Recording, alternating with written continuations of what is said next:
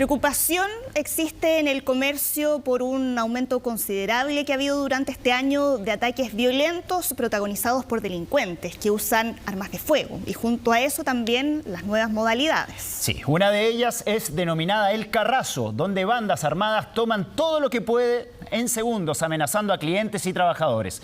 Los detalles en el reportaje de Fabián Acevedo. Cuando se trata de mecánicas para efectuar este tipo de hurtos, a veces nos quedamos cortos con la descripción que le podríamos entregar.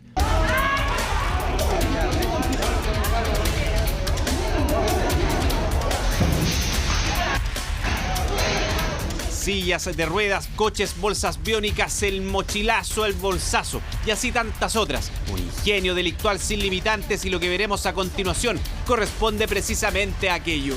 Van mutando la dinámica, van configurando un actuar en grupo. Es un modo operandi al cual la gente comienza ya a nombrarlo como el carrazo.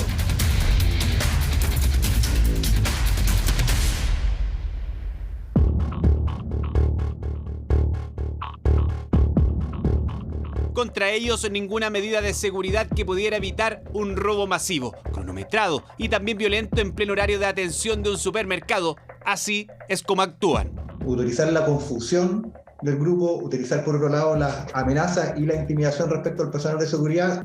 Y los que ocupan los carros de supermercado, así tal como aquellos concursos de antaño, donde le daban 60 segundos a los participantes para cargar en él la mayor cantidad de productos que pudieran.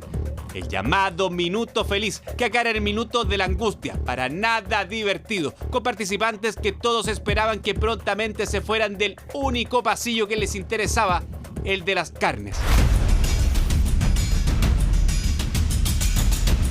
Al inicio, esta banda cometía el delito de hurto, conocido en el mundo delictual como el mechar.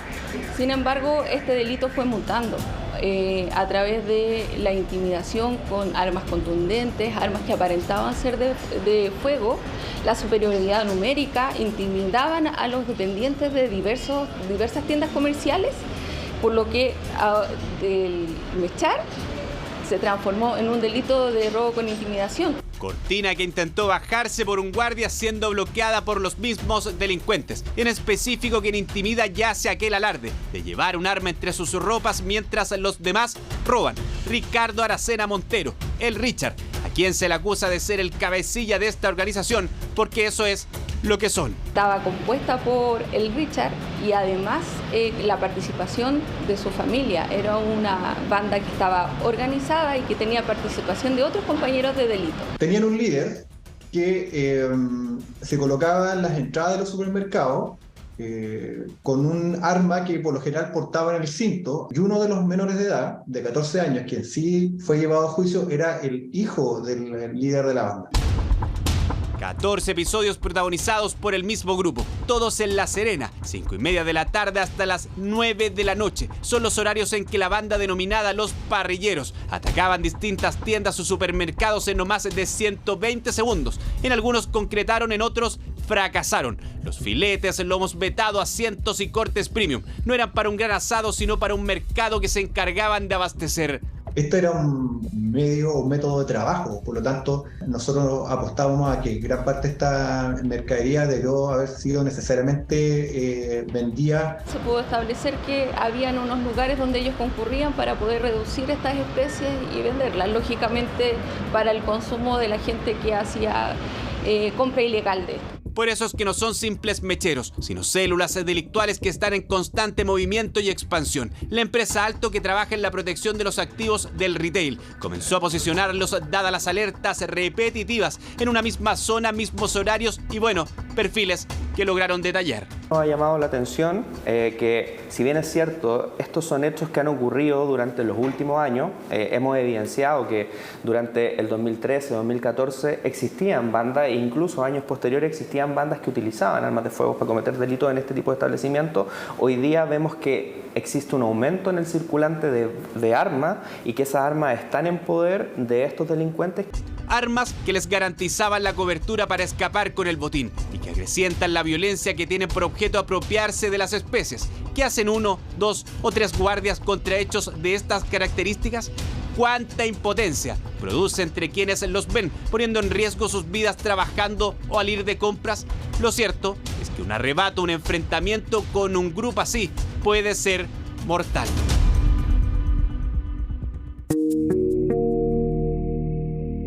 Él nunca había trabajado y llevaba 4 meses trabajando, y él lo que quería era ir a Francia y estaba juntando dinero para comprar un pasaje. Y yo no quería que estudiara, y a él no le gustaba mucho estudiar. Él tenía ese propósito de generar un poco de recursos para viajar. Lo que iba a ser un trabajo esporádico acabó costándole la vida a Yuval Cagnin Gallegos. El 24 de junio del 2016 ingresó a trabajar a la empresa Alianza Seguridad, desempeñándose como guardia de este supermercado ubicado en Avenida Manquehue en Las Condes. 4 meses después recibió un fatal disparo por mecheros que emprendieron una represalia.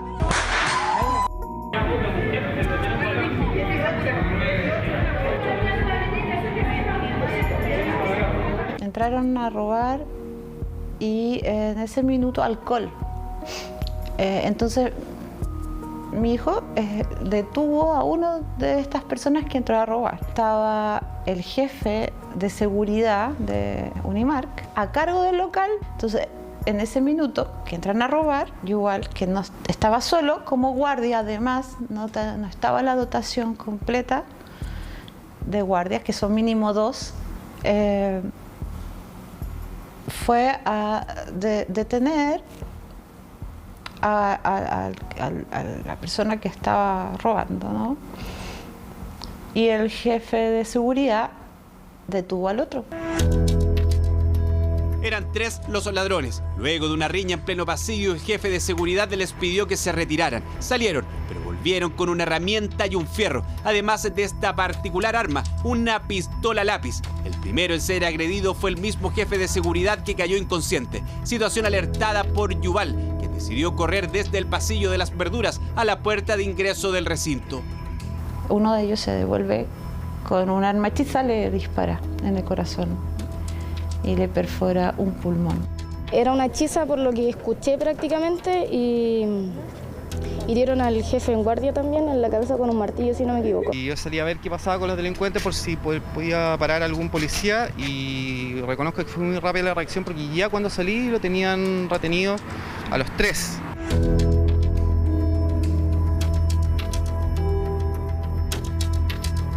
El grupo recibió su sentencia en 2017, quedando como responsables del homicidio los hermanos Jordán y Eduardo Méndez Guchamán. El primero condenado a 5 años y 1 día por el crimen, más otros 3 por porte ilegal de armas de fuego. El segundo a 10 años por homicidio simple.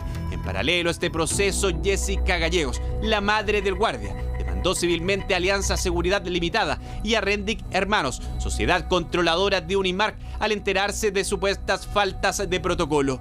Es un contexto donde no estaban las condiciones para que esto no ocurriera, digamos. Me lo dijo uno de los dueños de la empresa que estaba en la clínica, que había más de un guardia y que habían 3 ese día porque habían mandado uno más porque se había partido.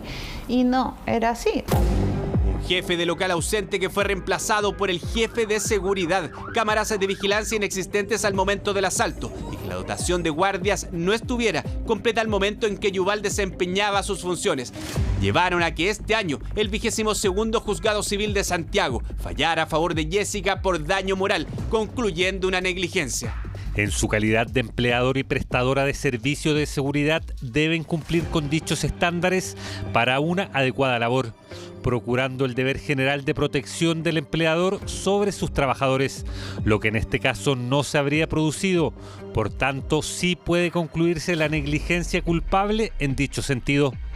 Contactados, Unimark señalaron que junto con lamentar lo ocurrido en 2016, no se pronunciarán al respecto.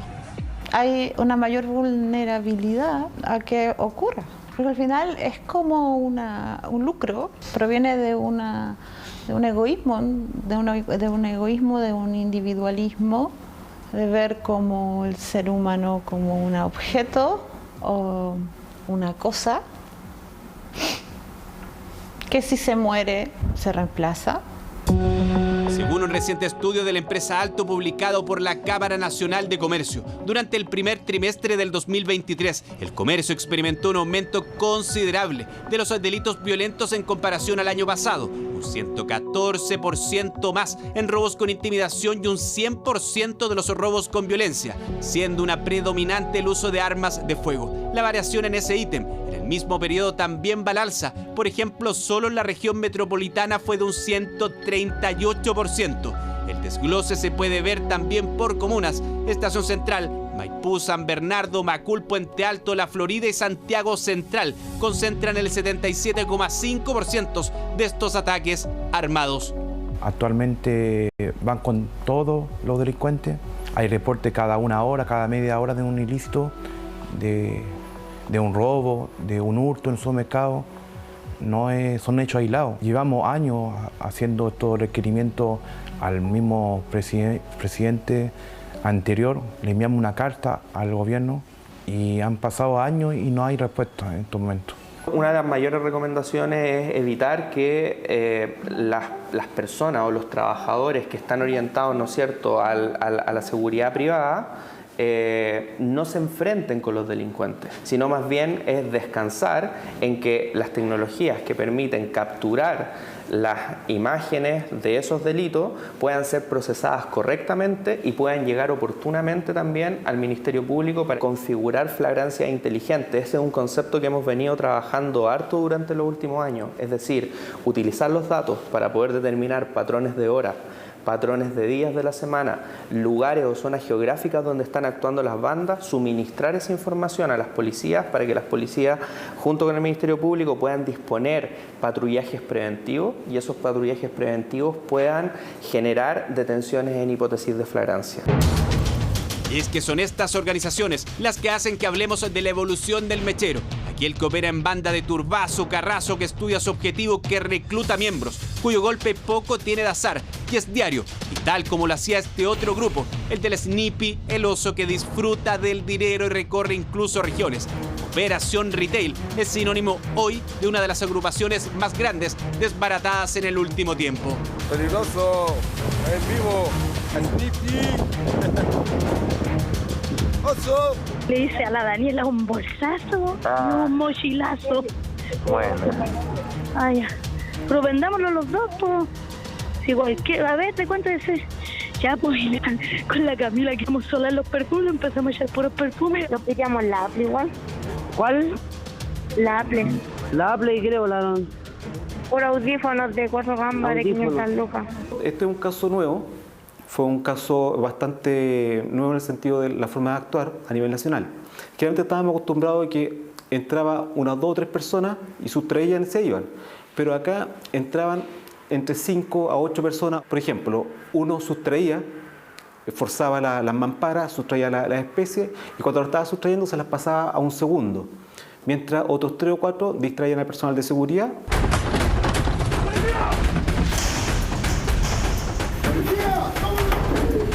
Vivían del robo. Por 2 años, la Fiscalía Oriente indagó a 22 personas por 23 delitos. El Ministerio Público ya prepara la acusación para un juicio oral de más de una decena de imputados que son los que más se repetían el plato, los más reincidentes, y arriesgan una pena de cárcel efectiva.